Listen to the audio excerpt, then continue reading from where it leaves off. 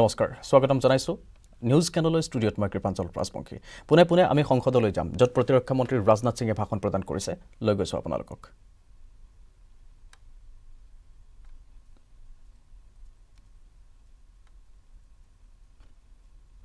Airways के air traffic control ने लगभग 12:08 पर helicopter से अपना कांटेक्ट खो दिया।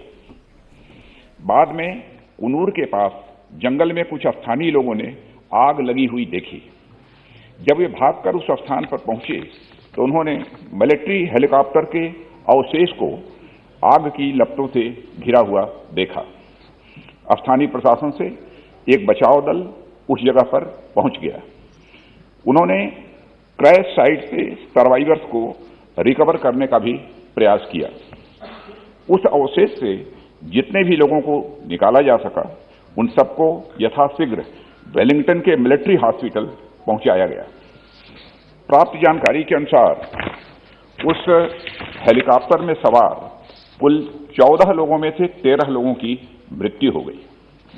जिन लोगों की दुर्भाग्यपूर्ण मौतें हुई उनमें चीफ ऑफ डिफेंस स्टाफ और उनकी धर्मपत्नी श्रीमती मधुलिका रावत, उनके रक्षा सलाहकार brigadier Lakhwinder Singh Lidder, staff officer lieutenant colonel Harjinder Singh और एयर फोर्स हेलीकॉप्टर क्रू समेत आर्म्ड फोर्सेस के अन्य 9 लोग शामिल हैं।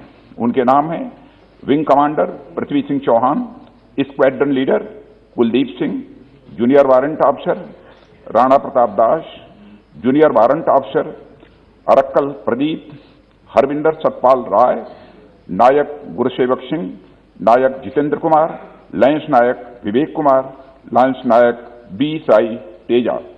सभी पार्थिव शरीर को आज शाम तक इंडियन एयरफोर्स प्लेन से दिल्ली लाया जाएगा। Group captain Varun Singh Wellington के मिलिट्री हॉस्पिटल में लाइफ सपोर्ट पर हैं और उन्हें बचाने के हर संभव प्रयास किए जा रहे हैं। अध्यक्ष महोदय, air chief marshal Shri VR Chaudhary को घटनास्थल पर दुर्घटना की सूचना प्राप्त होने पर कल ही भेज दिया गया है। उन्होंने घटनास्थल एवं वेलिंगटन हॉस्पिटल जाकर स्थिति का जायजा लिया। इस दुर्घटना के संबंध में इंडियन एयरफोर्स द्वारा एयर मार्शल मानवेंद्र सिंह की अध्यक्षता में एक ट्राई सर्विस इंक्वायरी के भी आदेश दे दिए गए हैं। इंक्वायरी टीम के ऑफिसर्स ने कल ही वेलिंगटन पहुंचकर अपना कार्य भी प्रारंभ कर दिया है। चीफ ऑफ डिफेंस स्टाफ का अंतिम संस्कार फुल मिलिट्री ऑनर्स के साथ किया जाएगा और अन्य सभी मिलिट्री पर्सनल का अंतिम संस्कार भी एप्रोप्रिएट मिलिट्री ऑनर के साथ किया जाएगा। अध्यक्ष महोदय, अंत में मैं देश की ओर से सभी दिवंगत लोगों को हार्दिक श्रद्धांजलि अर्पित करता हूं और उनके परिवारजनों के प्रति अपनी संवेदना भी व्यक्त करता हूं। माननीय सदस्यगण, मैं अपनी ओर से तथा पूरे सदन की ओर से भारत के प्रथम chief of defence staff general Vipin Rawat ji तथा उनकी पत्नी श्री मधुलिका रावत की हेलीकॉप्टर दुर्घटना में दुखद मृत्यु पर शोक व्यक्त करता हूं। देश के पहले चीफ ऑफ डिफेंस स्टाफ के रूप में जनरल विपिन रावत ने हमारे देश की प्रतिरक्षा व्यवस्था में मूलभूत परिवर्तन लाने में अपना अमूल्य योगदान दिया था। उन्हें राष्ट्र के प्रति तथा अपने सैनिकों के प्रति समर्पण एवं प्रतिबद्धता के लिए सदैव याद रखा जाएगा। दिवंगत पुण्य आत्मा को हमारी विनम्र श्रद्धांजलि। मैं सदन की ओर से इस दुर्घटना में वीर गति प्राप्त हमारी सशस्त्र सेना के वीर सैनिकों brigadier Lakhwinder Singh Lidder, staff officer lieutenant colonel Harjinder Singh, wing commander Prithvi Singh Chauhan, squadron leader Kuldeep Singh, junior warrant officer Rana Pratap Das, junior officer Arakkal Singh Pradeep, Havildar Satpal Rai, Naik Gurusewak Singh, Naik Jitendra Kumar, lance Naik Vivek Kumar, lance Naik B Sai Teja के प्रति भी श्रद्धांजलि अर्पित करता हूं। सभा इस दुर्घटना में गंभीर रूप से घायल ग्रुप कैप्टन वरुण सिंह के शीघ्र स्वस्थ होने की कामना करती है। सभा की ओर से मैं सभी वीर सैनिकों की प्रति हार्दिक संवेदना व्यक्त करता हूं तथा ईश्वर से प्रार्थना करता हूं कि उन्हें इस असहनीय दुख को सहन करने की शक्ति प्रदान दे। अब सभा दिवंगत पुण्य आत्माओं के सम्मान में कुछ देर मौन रहेगी।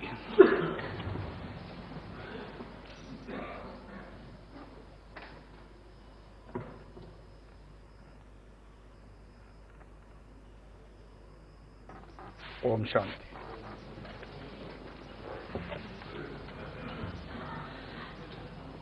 प्रश्नकाल 161 डॉक्टर हिना गावित।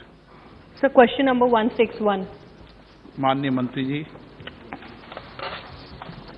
माननीय अध्यक्ष जी, उत्तर सदन के सभा पटल पर रखा गया है।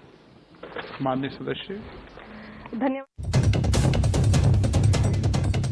এয়া আছিল সংসদৰ পৰা পোনপটীয়া সম্প্ৰচাৰ। ইতিমধ্যে প্ৰতিৰক্ষা মন্ত্ৰী ৰাজনাথ সিঙে সংসদত বিবৃতি দিছে। হেলিকপ্টাৰ দুৰ্ঘটনা সন্দৰ্ভত ৰাজনাথ সিঙে বিবৃতি প্ৰদান কৰিছে আৰু সংসদত ইতিমধ্যে সেই সন্দৰ্ভত আলোচ কৰিছে।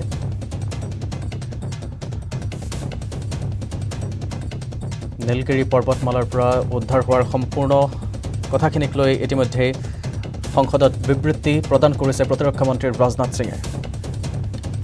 ইতিমধ্যে আমি জনাব লাগিব উদ্ধাৰ হৈছে দুৰ্ঘটনাত পতিত হোৱা MI-17V5 হেলিকপ্টাৰৰ ব্লেক বক্স। নীলগিৰি পৰ্বতমালাৰ পৰা উদ্ধাৰ হৈছে ব্লেক বক্সটো। কুন্নুৰৰ ঘটনাস্থলীৰ কিছু নিলগত ফৰেনচিকৰ দলে উদ্ধাৰ কৰিছে ব্লেক বক্সটো। ব্লেক বক্স পৰীক্ষা কৰাৰ পিছতে নিশ্চিত হ'ব দুৰ্ঘটনাৰ কাৰণ। দুৰ্ঘটনাৰ পূৰ্বৰ বহু তথ্য উদ্ধাৰ হ'ব ব্লেক বক্সৰ পৰা।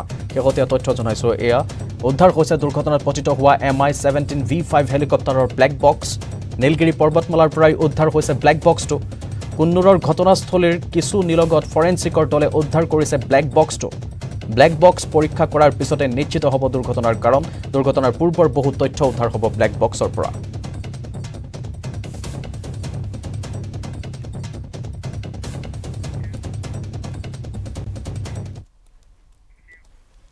তামিলনাডুৰ ৱেলিংটনত CDS ৰাৱতৰ নস্বৰদেহ।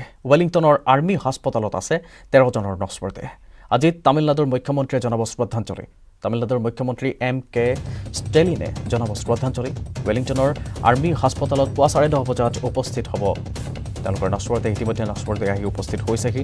হাস্পতালত CDS ৰাৱতৰ নস্বৰদেহত জনোৱা হৈছে শেষ শ্ৰদ্ধাঞ্জলি। লগতে বাকী 12 জনকো শ্ৰদ্ধাঞ্জলি জনাব মুখ্যমন্ত্ৰীগৰাকীয়ে।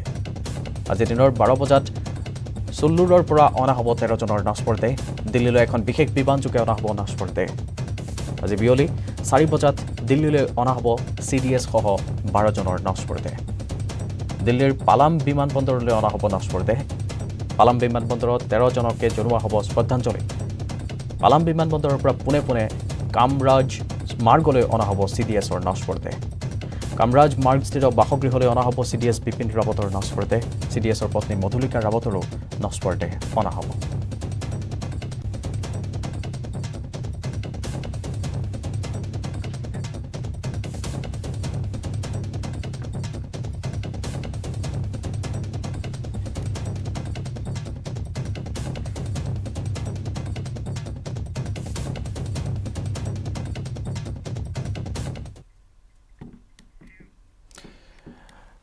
ভয়ংকৰ দুৰ্ঘটনাৰ খন্তেক পূৰ্বে এগৰাকী পৰ্যটকৰ কেমেৰাত বন্দী হৈছিল CDSে ভ্ৰমণ কৰা হেলিকপ্টাৰখনৰ এটি দৃশ্য। বিকট শব্দ শুনাৰ পিছতে পৰ্যটকজনৰ চকুত পৰিছিল ক্ৰমে তললৈ সৰি পৰিব ধৰা এই হেলিকপ্টাৰখন। লগে লগে লোকজনে মোবাইল কেমেৰা উলিয়াই বন্দী কৰিছিল হেলিকপ্টাৰখন সৰি পৰাৰ দৃশ্য। ভয়ংকৰ দুৰ্ঘটনাৰ খন্তেক পূৰ্বে এই দৃশ্য দেখিবলৈ পোৱা গৈছিল। নিউজ 18 এক্সক্লুচিভ দেখুৱাইছো। এগৰাকী পৰ্যটকৰ কেমেৰাত বন্দী হৈছিল CDSে ভ্ৰমণ কৰা হেলিকপ্টাৰখনৰ দৃশ্য। বিকট শব্দ শুনাৰ পিছতে পৰ্যটকজনৰ চকুত পৰিছিল ক্ৰমে তললৈ সৰি পৰিব ধৰা হেলিকপ্টাৰখন। লগে লগে লোকজনে মোবাইল কেমেৰা উলিয়াই বন্দী কৰিছিল হেলিকপ্টাৰখন সৰি পৰাৰ দৃশ্য। নিউজ 18ত দেখুৱাইছো সেই এক্সক্লুচিভ দৃশ্যাৱলী। এইখন হেলিকপ্টাৰ কিছু সময়ৰ পাছতে সৰি পৰিছিল আৰু পৰ্যটকজনৰ চকুত পৰিছিল। লগে লগে তেওঁ কেমেৰাত আবদ্ধ কৰিবলৈ চেষ্টা কৰিছিল আৰু আবদ্ধ হৈছিল সেই কিয়দাংশ আৰু তাৰ পাছতেই এই ভয়ংকৰ দুৰ্ঘটনাটো সংঘটিত হৈছিল। সেইখনে আছিল বিপিন ৰাৱতৰ হেলিকপ্টাৰখন।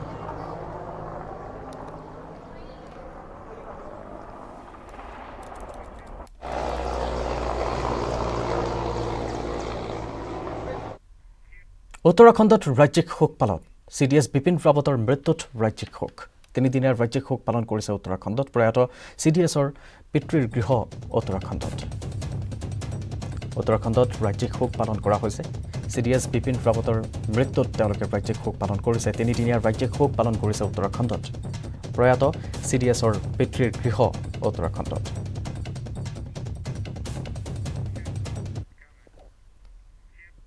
অভিশপ্ত হেলিকপ্টাৰ দুৰ্ঘটনাত CDS বিপিন ৰাৱতৰ সৈতে কৰুণ মৃত্যু ঘটা বিপিন ৰাৱতৰ দেহৰক্ষী বিবেক কুমাৰৰ আছে অসম সংযোগ বিবেক কুমাৰৰ জ্যেষ্ঠ ভাতৃ মঞ্জিত কৰ্মসূত্ৰে বাস কৰে লখিমপুৰত বিবেক কুমাৰৰ অকাল মৃত্যুৰ খবৰ পোৱাৰ পিছতে শোকত ভাগি পৰিছে জ্যেষ্ঠ ভাতৃ ইতিমধ্যে হিমাচল প্ৰদেশৰ ঘৰলৈ বুলি বন্ধুৰ সৈতে লখিমপুৰ এৰিছে মঞ্জিত কুমাৰে হিমাচল প্ৰদেশৰ কাংগ্ৰাত পিতৃ মাতৃৰ সৈতে বাস কৰে বিবেকৰ পত্নীয়ে বিবেক কুমাৰৰ আছে এটি 8-মহীয়া কণমানি সন্তান ডিব্ৰুগড় বিমানবন্দৰলৈ যোৱাৰ বাটত মঞ্জিত কুমাৰে সাংবাদিকে ঋষেশ্বৰ মৰাণক জনালে পৰিয়ালৰ বিষয়ে বহু কথা আমি ঋষেশ্বৰ মৰাণৰ এক প্ৰতিবেদন আগবঢ়াম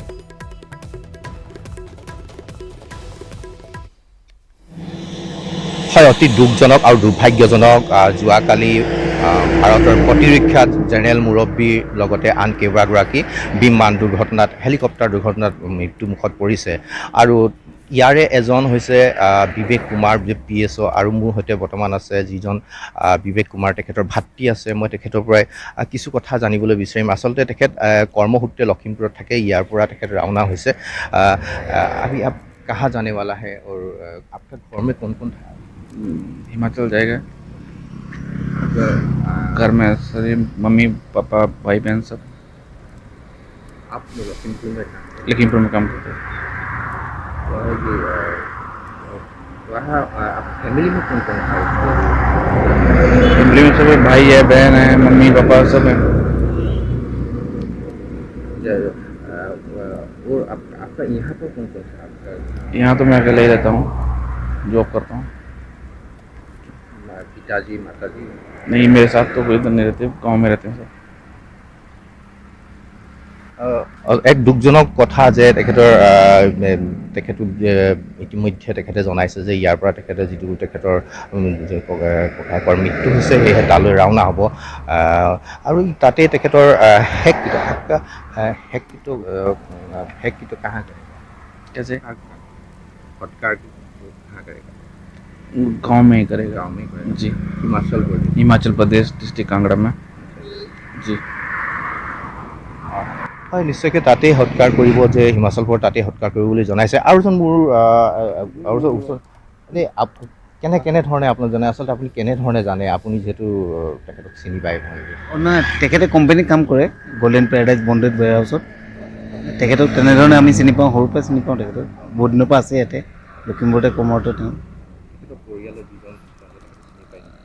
নাম মই চিনি নাপাওঁ তেখেতৰ নাম শুনি থাকোঁ আৰু সিহঁতক পাই থাকোঁ এনেই কিন্তু এনেই মই চিনি নাপাওঁ তেনেকৈ নাজানো হয় এই হৈছে বিবেক কুমাৰ ভাতৃ আৰু তেখেতৰ এজন বন্ধু এজনে এনেধৰণে মন্তব্য প্ৰদান কৰিছে আৰু ইয়াৰ পৰাই হিমাচল প্ৰদেশলৈ ৰাওনা হৈছে আৰু তেখেতৰ যিহেতু যিজন মৃত্যুবৰণ কৰিছে বিবেক কুমাৰ তেখেতৰ শেষকৃত্য সম্পন্ন হ'ব হিমাচল প্ৰদেশৰ তালৈ ৰাওনা হৈছে আৰু সঁচাকৈ এক দুখজনক খবৰ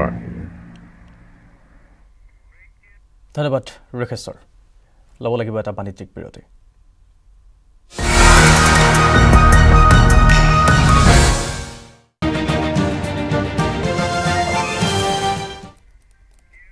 পুনৰ স্বাগতম আজি অন্ত পৰিব 15 মাহে চলি থকা কৃষকৰ প্ৰতিবাদৰ কেন্দ্ৰৰ সকলো দাবী মানি লোৱাৰ পিছতে প্ৰতিবাদ স্থগিত ৰখাৰ সিদ্ধান্ত কৃষক নেতৃত্বৰ দুপৰীয়া 12 বজাত বৈঠকত বহিব কৃষক নেতৃত্ব এই বৈঠকতে ভৱিষ্যত কাৰ্যপন্থা নিৰ্ণয় কৰিব কৃষক নেতৃত্বই ইতিমধ্যে কেন্দ্ৰ চৰকাৰে সকলো দাবী মানি লোৱা বুলি লিখিত প্ৰতিশ্ৰুতি দিছে কৃষক নেতৃত্বক উৎপাদিত সামগ্ৰীৰ ন্যূনতম মূল্য নিৰ্ধাৰণ কৰাৰো প্ৰতিশ্ৰুতি দিছে কেন্দ্ৰ চৰকাৰে 15 মহীয়া প্ৰতিবাদকালত কৃষকৰ বিৰুদ্ধে ৰুজু হোৱা প্ৰতিটো গোচৰ প্ৰত্যাহাৰৰো প্ৰতিশ্ৰুতি দিছে কেন্দ্ৰ চৰকাৰে প্ৰতিবাদকালত মৃত্যু হোৱা প্ৰায় 700 গৰাকী কৃষকৰ পৰিয়াললৈ ক্ষতিপূৰণ দিয়াৰ বিষয়েও চিন্তা চৰ্চা কৰিছে কেন্দ্ৰই ইতিমধ্যে পঞ্জাব চৰকাৰে প্ৰতিবাদকালত মৃত্যু হোৱা প্ৰতিজন কৃষকৰ পৰিয়ালক 5 লাখ টকাৰ সাহায্য প্ৰদান কৰাৰ লগতে চাকৰি দিছে এগৰাকী লোকক একেদৰে সাহায্য দিয়াৰ সিদ্ধান্ত লৈছে হাৰিয়ানা আৰু উত্তৰ প্ৰদেশ চৰকাৰেও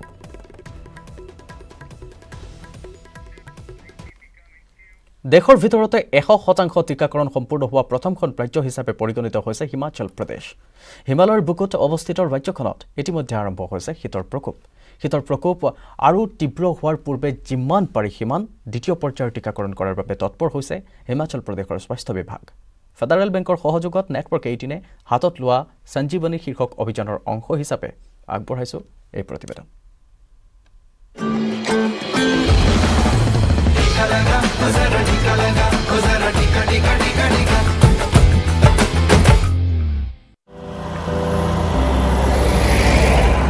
Dr. Hiten Banyal, the state immunization officer responsible for vaccinating Himachal Pradesh against COVID-19. Out and about on a statewide tour with a specific agenda. Though Himachal is the first state to administer the first dose to 100% of its eligible population, the government taking no chances and are pushing for the second dose. We are planning to cover the rest of the 40% within the next month.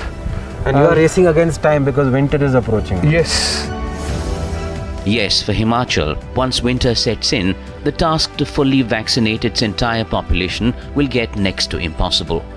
The goal to bridge any gaps on the ground. Sir usually लोगों को ये डर है कि हम BP के patient हैं, sugar के patient हैं, हम डेली मेडिसिन लेते हैं, पता नहीं हमारे लिए ये सेफ है कि नहीं है। डेट एक्सपायर तो नहीं, वैक्सीन फ्रीज तो नहीं हो रखी है कहीं वो। Another key focus to ensure efficacy of the COVID-19 vaccine, but to also reduce wastage to a minimum. The condition, as you know, that it's very cold out here. So if the vaccine is frozen, the vaccine is not to be used. At the district headquarters in Kullu, the focus on mobilizing vaccine beneficiaries. Basically, we are trying to mobilize the people to the vaccination site. So, for that, we are trying to have different strategies in the districts. Like currently, if you talk about, I'm here in Kullu, so they have their own strategy initiative. Like they have this people from Skill India who are calling up the due beneficiaries who are already overdue as per the CoWIN portal. आपको जानकारी कैसे मिली कि आज आपका दूसरा dose है? Sir मुझे यहाँ हॉस्पिटल से कॉल आया था ना कि आपके 84 डेज पूरे हो गए तो आप आके वैक्सीन लगा देंगे।